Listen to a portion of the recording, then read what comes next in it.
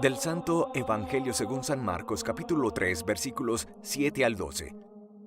En aquel tiempo, Jesús se retiró con sus discípulos a la orilla del mar, y lo siguió una gran muchedumbre de Galilea. Al enterarse de las cosas que hacía, acudía mucha gente de Judea, Jerusalén, Idumea, Transjordania y cercanías de Tiro y Sidón.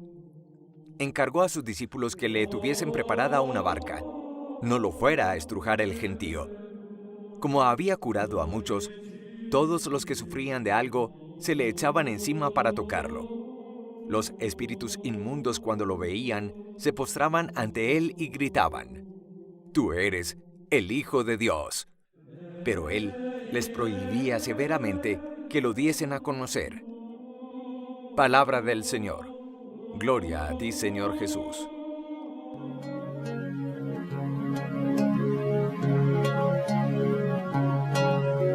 El Evangelio de San Marcos, capítulo 3, versículos 7 al 12, nos muestra un detalle pintoresco, si se quiere, de lo que era la actividad evangelizadora de Jesús hace 2000 años.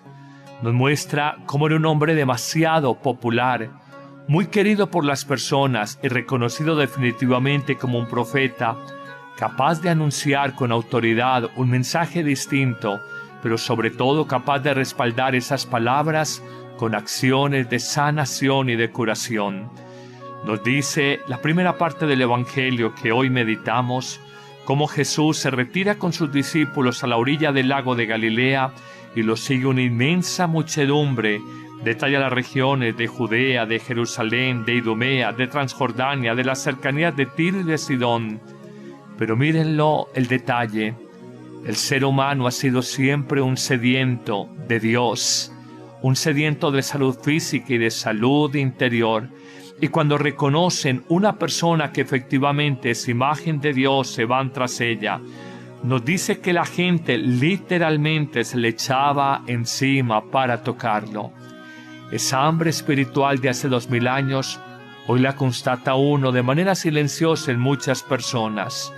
Se me da en pensar que detrás de muchas búsquedas espirituales del hombre de hoy, en la nueva era, en religiones orientales, que no necesariamente en el cristianismo, hay una búsqueda eterna, universal e inconsciente de trascendencia, de espiritualidad.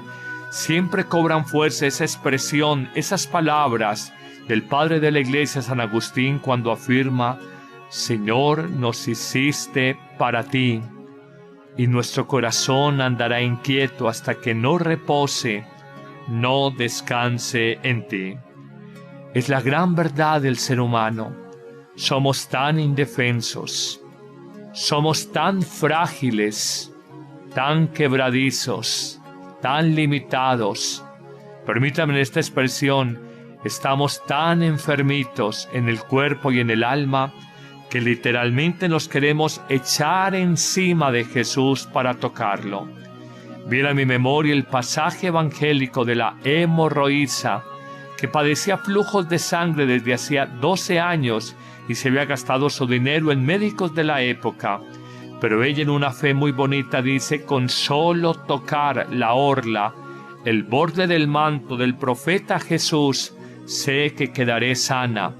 Efectivamente, Jesús experimenta que sale como una especie de fuerza sanadora de su ser, porque la fe de la mujer ha sido superior a la misma voluntad de Cristo, casi sin contar con su aquiescencia, sin su consentimiento, la mujer ha sido sanada. Este es el Mesías que anuncia el cristianismo. Este es el hombre del que se habla 2000 años después. Esta es la persona que partió la historia humana antes de él y después de él. Este es el pobre que ha enriquecido a muchos.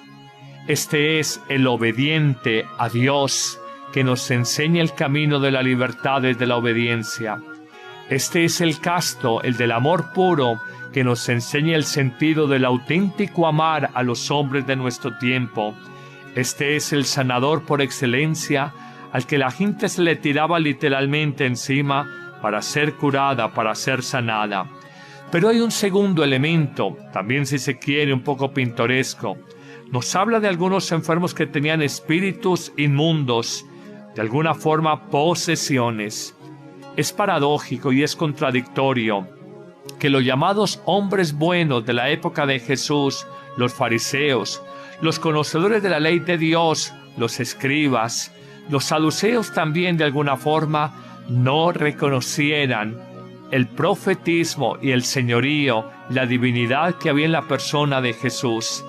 Y es paradójico, y es aquí la ironía, como una persona que tiene un espíritu inmundo, poseída por el maligno, es capaz de gritar: aléjate de mí, tú eres el Hijo de Dios. ¿Cómo reconocer a ese Cristo? ¿Cómo descubrir a ese Mesías? ¿Cómo valorar al que es el Hijo de Dios por parte de un poseso? Y aquellos hombres que se sentían buenos no fueron capaces de hacerlo. ¿Qué pasa con los hombres que se llaman de bien? ¿Qué pasa a veces con algunas autoridades o ministros religiosos en distintas iglesias del mundo de hoy, que tienen a Dios en sus labios pero no en su corazón? ¿Qué ocurre a veces con que personas que han vivido en el mal son capaces de reconocer más claramente la presencia, la vida, la acción de Dios en una persona concreta, en Jesús? No es gratuito que Jesús haya afirmado, a propósito de la falta de fe de los fariseos en él, que las prostitutas y los cobradores de impuestos, esto es, los publicanos, les antecederán en el reino de los cielos.